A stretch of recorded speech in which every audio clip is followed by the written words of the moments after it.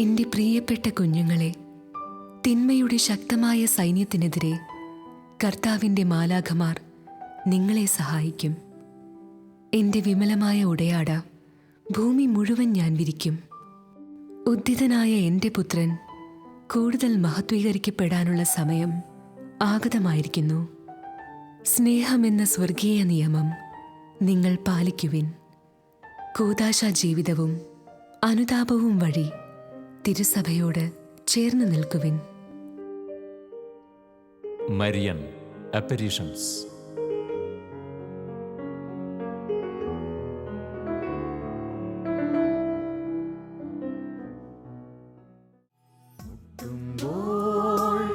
എന്നും തുറക്കുന്ന വാതിലേ, നിത്യസഹായത്തിൻ പൂന്തെന്നലേ, സ്വർഗത്തിലെന്നും വിളങ്ങുന്ന താരമേ, സ്നേഹത്തിൻ നിലയനമേ, അമ്മേ ത്യാഗത്തിൻ നിറകൂടമേ, പരലോകരാജ്ഞിയാമെന്നമ്മേ, എന്നും മാതൃസ്നേഹത്തിൻ്റെ മാതൃകയേ, ഉഷകാലേ നിന്നും താരകമേ, നിന്നെ സാദരം ഞങ്ങൾ വാഴ്ത്തുന്നു, നിന്നെ സാദരം ഞങ്ങൾ വാഴ്ത്തുന്നു.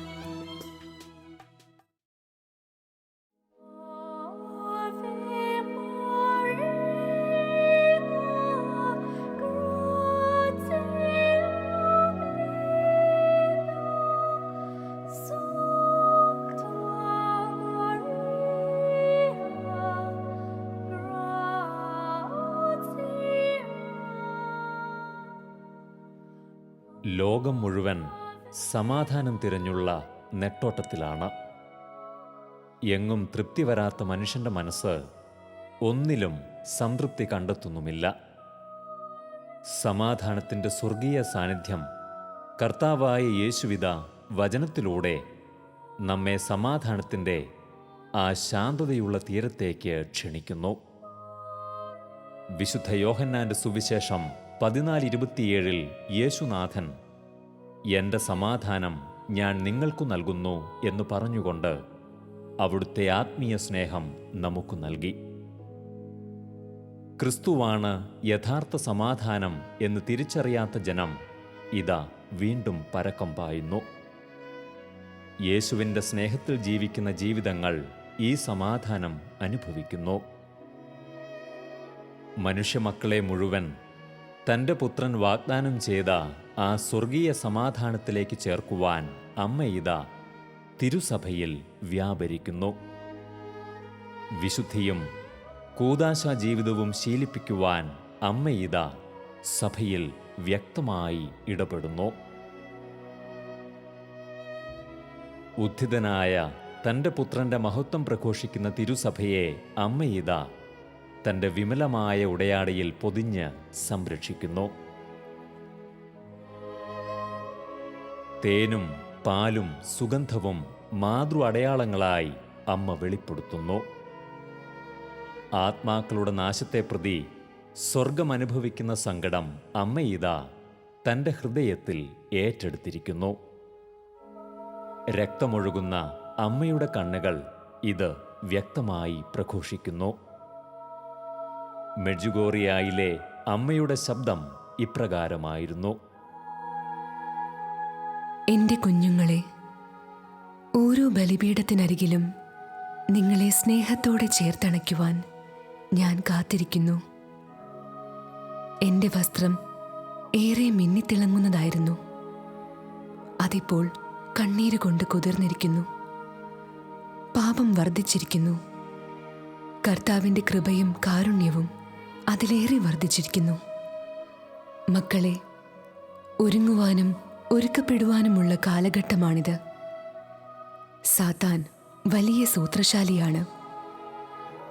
നിങ്ങളുടെ ബലഹീനതയിൽ അവൻ കണ്ണുവയ്ക്കുന്നു. അതിലൂടെ തകർക്കാൻ കെണിയൊരുക്കുന്നു. ജാഗ്രതയോടെ നിങ്ങൾ തിരുസന്നിധിയിൽ വ്യാപരിക്കുവിൻ. തിന്മയെയും അവൻ്റെ സൈന്യത്തെയും തകർത്തെറിയുവാൻ സ്വർഗം നൽകിയ കൃപയാണ് മരിയഭക്തി. മരിയഭക്തിയിൽ വളരുന്ന മക്കൾ ഒരിക്കലും അവൻ്റെ ആഡംബരങ്ങളിൽ വീണുപോകില്ല എന്ന് ദൈവം അനാദിയിലെ മനസ്സിലാക്കിയിരിക്കുന്നു. അതുകൊണ്ട് തന്നെ വിശുദ്ധിയുടെ പരിപൂർണ മാതൃകയായി അമ്മയെ ദൈവം തന്നെ നമുക്ക് സമ്മാനമായി നൽകിയിരിക്കുന്നു.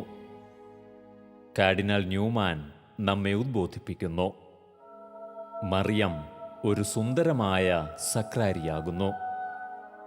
സ്വർഗീയ മന്ന ഉൾക്കൊള്ളുന്ന കുസ്തോതിയാണവൾ. ദൈവം നിർമ്മിച്ച അരുളിക്കയാണമ്മ. അതായത് സത്യവചനം മാംസം ധരിച്ചത് ആ അമ്മയിൽ നിന്നാണ്. അതെ, നമ്മുടെ അമ്മയ്ക്ക് നൽകാവുന്ന സുന്ദരമായ ഒരു വിശേഷണമാണ് കാർഡിനൽ ന്യൂമാൻ നൽകിയത്. ദൈവം നിർമ്മിച്ച അരുളിക്ക. വിശുദ്ധ ഗ്രിഗറി നമ്മോട് പറയുന്നു, ആദ്യത്തെ സ്ത്രീയായ ഹൗവ വഴി പാപം ലോകത്തിൽ ജനിച്ചു. രണ്ടാമത്തെ സ്ത്രീയായ മറിയം വഴി കൃപ ഭൂമിയിൽ വ്യാപിച്ചു. ലോകം മുഴുവനിതാ അമ്മയിലൂടെ സഞ്ചരിച്ച് ബലിപീഠത്തിലേക്ക് ചേർന്നു നിൽക്കുന്നതിൻ്റെ വർണ്ണക്കാഴ്ചകൾ. അമ്മയെ സ്തുതിക്കുവാൻ ജനകോടികൾ മത്സരിക്കുന്നു. ആകാശമുയരെ അവർ ജപമാലയുടെ മഹത്വം ഉയർത്തിപ്പിടിക്കുന്നു. കുട്ടികൾ ജപമാല ഭക്തിയിൽ ആകൃഷ്ടരായി വിശുദ്ധ ജീവിതത്തിൽ കരുത്തരാകുന്നു.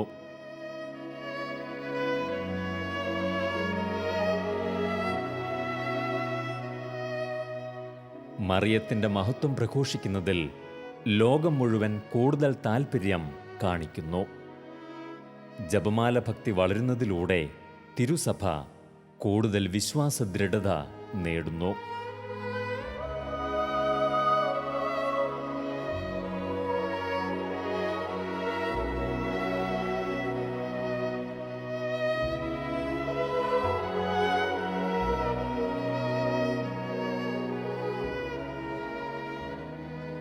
ഇനിയുള്ള കാലഘട്ടം ഏറെ കലുഷിതമാണ്. വിശുദ്ധിയിൽ വളരുക എന്നത് കൃപയിലായിരിക്കുന്നവർക്ക് മാത്രമായി മാറ്റപ്പെടുന്നു.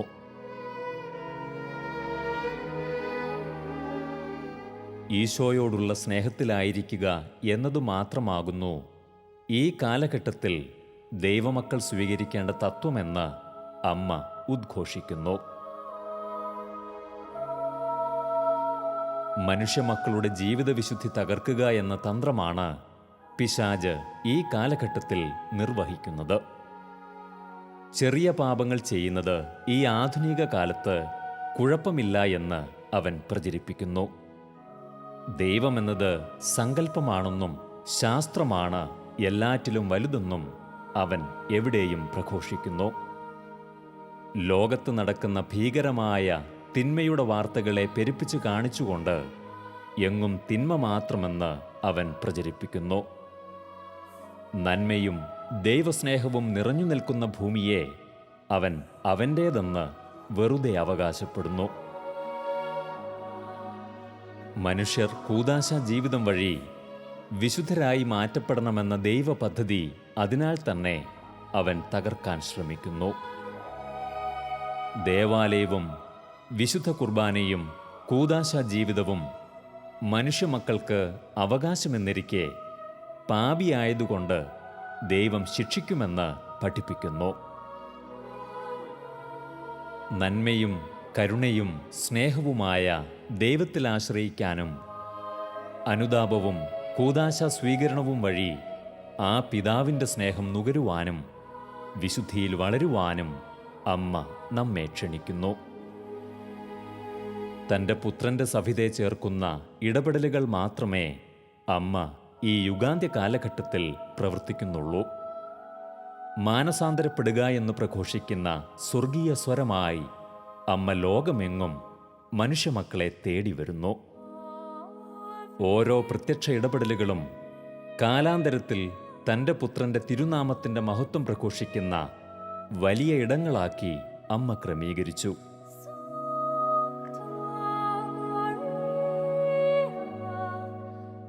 ദൈവം ലോകത്തെ നശിപ്പിക്കാൻ ഒരുങ്ങിയിരിക്കുന്നു എന്ന് പ്രചരിപ്പിച്ച് ഭയപ്പെടുത്തുന്ന മരിയൻ പ്രത്യക്ഷ സന്ദേശങ്ങൾ അനേകം പ്രചരിക്കുന്നു.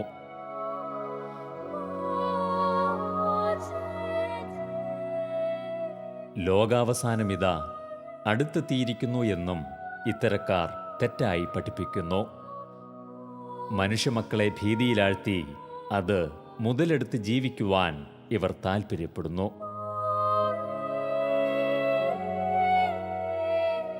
എന്നാൽ അമ്മയുടെ സന്ദേശങ്ങളോ ഇടപെടലുകളോ ഇത്തരം ഭീതികരമായതോ ദൈവത്തിൻ്റെ ശിക്ഷാവിധിയെ പരാമർശിക്കുന്നതോ അല്ല. മറിച്ച് അവയെല്ലാം വിശുദ്ധ ജീവിതം നയിച്ച് ദൈവത്തോട് ചേർന്ന് നിൽക്കുക എന്ന ആഹ്വാനങ്ങൾ മാത്രമാകുന്നു. തൻ്റെ പുത്രനിലേക്ക് നയിക്കുന്ന സ്വരം മാത്രമേ അമ്മ നമുക്ക് മുൻപിൽ പ്രഘോഷിക്കുന്നുള്ളൂ.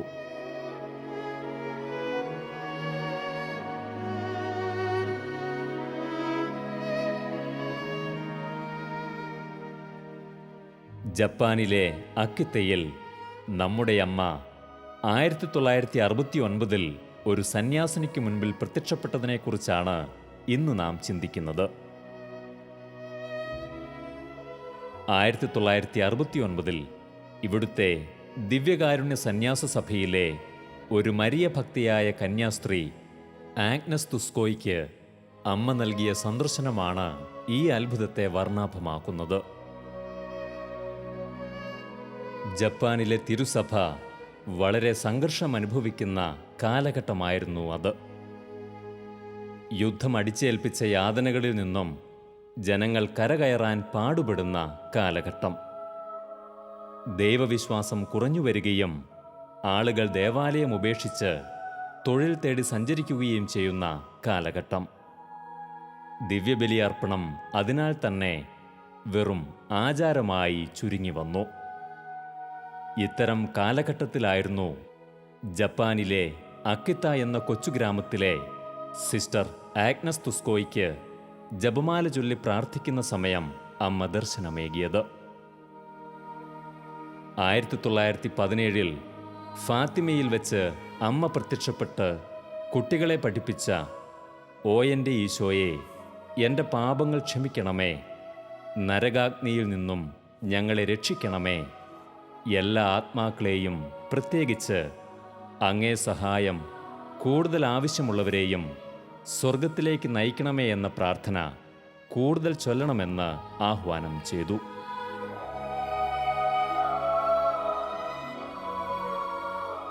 നാം ജപമാലയ്ക്കിടയിൽ ചൊല്ലുന്ന ഈ പ്രാർത്ഥന അമ്മ പഠിപ്പിച്ച പ്രാർത്ഥനയും അതിലേറെ ഈ കാലഘട്ടത്തിൽ ഏറ്റവും പ്രാധാന്യമേറിയതാണെന്നും ഇതിലൂടെ നാം മനസ്സിലാക്കേണ്ടതാണ്.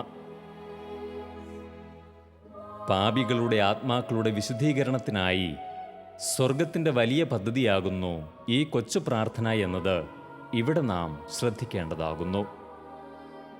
സിസ്റ്റർ ആഗ്നസിന് തുടർച്ചയായി പിന്നീട് അമ്മ വലിയ സാന്നിധ്യങ്ങൾ നൽകിയിരുന്നു. 1975 ജനുവരി 4 മുതൽ 1981 സെപ്റ്റംബർ 5 വരെയുള്ള കാലഘട്ടത്തിൽ ഇവിടുത്തെ ചാപ്പലിലെ തടികൊണ്ട് നിർമ്മിച്ച മാതാവിൻ്റെ തിരുസ്വരൂപത്തിൽ നിന്നും 101 പ്രാവശ്യം അമ്മ കണ്ണുനീർ പൊഴിച്ചു. ഇവിടുത്തെ അനേകം ജനങ്ങൾ ഇതിന് സാക്ഷ്യം വഹിച്ചു. അതോടൊപ്പം നൽകിയ സന്ദേശങ്ങൾ ഇപ്രകാരമായിരുന്നു: ലോകം മുഴുവൻ പാപം പെരുകുന്നു, പരിഹാരത്തിനായി പ്രത്യേകം പ്രാർത്ഥിക്കുക. ദൈവപിതാവിൻ്റെ കരുണയ്ക്കായി പരിഹാര പ്രവൃത്തികൾ ചെയ്യുക. ജപമാലയും പരിശുദ്ധ കുർബാനയും എങ്ങും പ്രഘോഷിക്കപ്പെടുക. സാത്താൻ്റെ തന്ത്രങ്ങളിൽപ്പെട്ട് തിരുസഭ പോലും ഏറെ വേദനയാർന്ന് പീഡിപ്പിക്കപ്പെടും. മെത്രാന്മാർക്കും കർദിനാൾമാർക്കും വേണ്ടി നിരന്തരം പ്രാർത്ഥിക്കുക.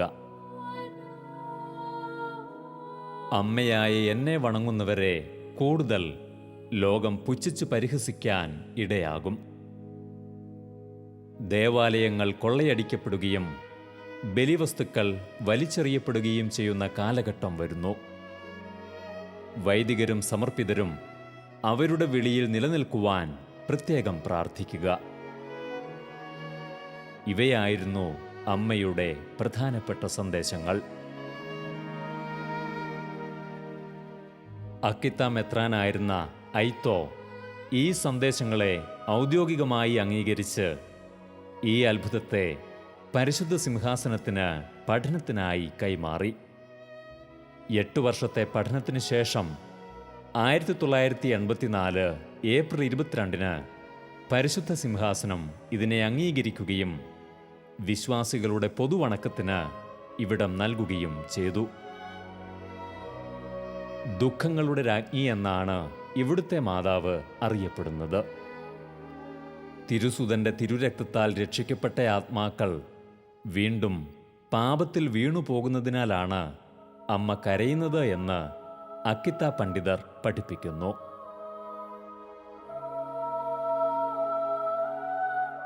ജപ്പാനിലെ തിരുസഭ ഈ അത്ഭുതം വഴി വലിയ ഒരു ഉണർവ് നേടി. ആളുകൾ ദേവാലയങ്ങളിലേക്ക് തിരിച്ചു നടന്നു കയറി. ദിവ്യകാരുണ്യ സന്നിധിയിൽ ജനങ്ങൾ ഏറെ നേരം പുത്രനെ ആരാധിക്കുവാൻ സമയം കണ്ടെത്തി. ഈ പ്രത്യക്ഷ സ്ഥലത്തേക്ക് അനേകം തീർത്ഥാടകർ ഒഴുകിയെത്തുന്നു. ജപ്പാനിൽ ഇത് ഇന്ന് വലിയ മരിയൻ പ്രത്യക്ഷ ദേവാലയമായി നിലനിൽക്കുന്നു. അതെ, തൻ്റെ മക്കൾ വഴിതെറ്റിപ്പോകുന്നത് കണ്ടുകൊണ്ടു നിൽക്കുവാൻ അമ്മ ആഗ്രഹിക്കുന്നില്ല. തൻ്റെ പുത്രൻ്റെ ബലിപീഠം ആളൊഴിഞ്ഞിരിക്കുവാനും അമ്മ ആഗ്രഹിക്കുന്നില്ല. ഏറെ കലുഷിതമായ ഈ കാലഘട്ടത്തിൽ അമ്മ ഈ ദൗത്യം തുടരുന്നു. കാരണം ഇത് അമ്മ ഏറ്റെടുത്തിരിക്കുന്ന രക്ഷാകര ദൗത്യമാണ്. അമ്മ സഹരക്ഷകയാണ്. കാൽവരിയിൽ പുത്രൻ കുരിശിൽ ബലിയർപ്പിച്ചപ്പോൾ കുരിശിനു താഴെ ഹൃദയം കൊണ്ട് ബലിയർപ്പിച്ചവളാണ് മറിയം. യേശുനാമം പ്രകീർത്തിക്കപ്പെടുന്ന സ്ഥലങ്ങൾ ഇതാ കൂടുതൽ ശക്തമാകേണ്ടിയിരിക്കുന്നു. പുതിയ കാലഘട്ടത്തിനു വേണ്ട കൃപകൾ സ്വീകരിക്കുവാനും തിന്മയ്ക്കെതിരെ പടപൊരുതാൻ കൂടുതൽ ശക്തരാകേണ്ടതും ആവശ്യമായിരിക്കുന്നു. വിശുദ്ധരായി ജീവിച്ച ജീവിതങ്ങൾ പോലും തിന്മയിൽ വീഴുന്നതിൽ സ്വർഗം വേദനിക്കുന്നു. തിരുസഭാ മക്കളെ വഴിതെറ്റിക്കുവാൻ അനേകം കെണികളൊരുക്കി ദുഷ്ടൻ ഇവിടെ വ്യാപരിക്കുന്നു. പ്രത്യക്ഷത്തിൽ നന്മയുടെ രൂപം ധരിച്ച് തിന്മ ഇവിടെ പെരുകി വരുന്നു. മനുഷ്യമക്കൾ വിശുദ്ധി നഷ്ടപ്പെടുത്തി ജീവിതം തള്ളി നീക്കുന്നു. അനുതാപ സങ്കീർത്തനം വഴി തിരികെ വരാൻ അമ്മ നമ്മെ ക്ഷണിക്കുന്നു. മെഡ്ജുഗോറിയയിലെ നമ്മുടെ അമ്മയുടെ പങ്കുവയ്ക്കലുകൾ നമ്മെ പുതിയ ഉൾക്കാഴ്ചകളിലേക്ക് നയിക്കുന്നു.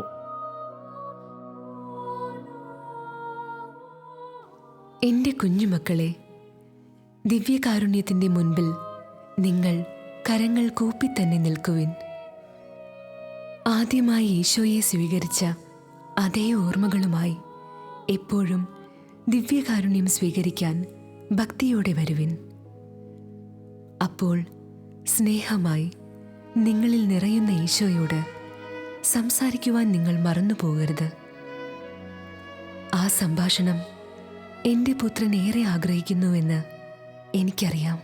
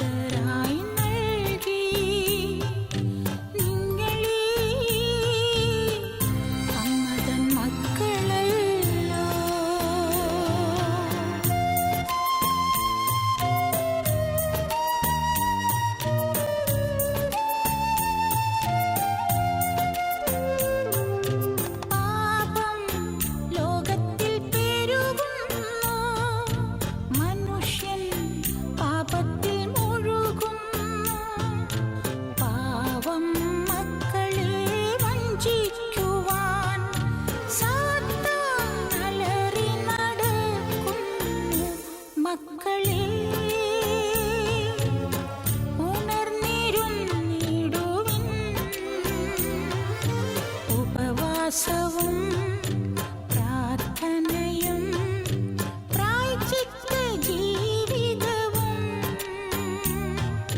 നിങ്ങൾ നേടിയിടുവിൻ.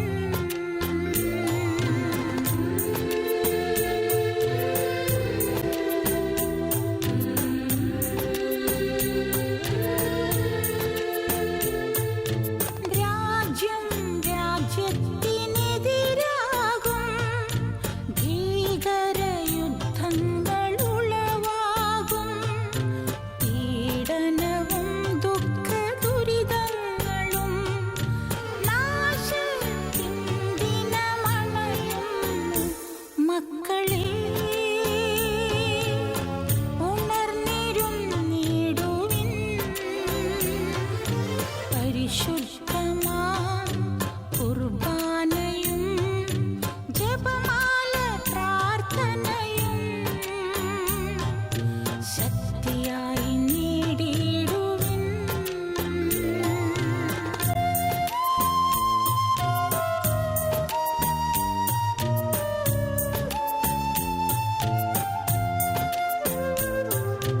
മനുഷ്യൻ ഈശോയെ മറക്കുന്നു, വീണ്ടും ക്രൂശിൽ തറയ്ക്കുന്നു. അഹങ്കാരവും സുഖമോഹവും അവരുടെ ദൈവമായി മാറുന്നു. മക്കളെ, ഉണർന്നിരുന്നിടുവിൻ. അനുതാപമേകും തിരുവചനം ആത്മാവിൽ നിറച്ചിടുവിൻ. ശക്തരായി തീർന്നിടുവിൻ.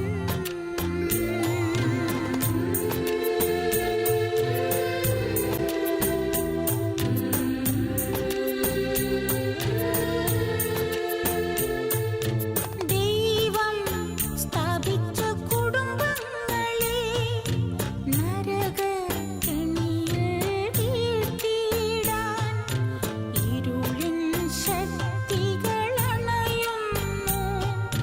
വഞ്ചകരായവരണയുന്നു.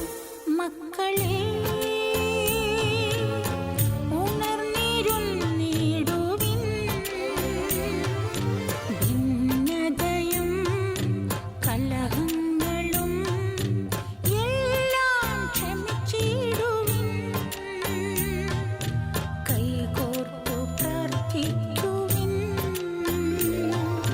തമ്മിൽ സ്നേഹിക്കുവിൻ. തമ്മിൽ സ്നേഹിക്കുവിൻ. നിത്യസഹായമാതാവേ, ആശ്രിതർക്കാശ്വാസമേ,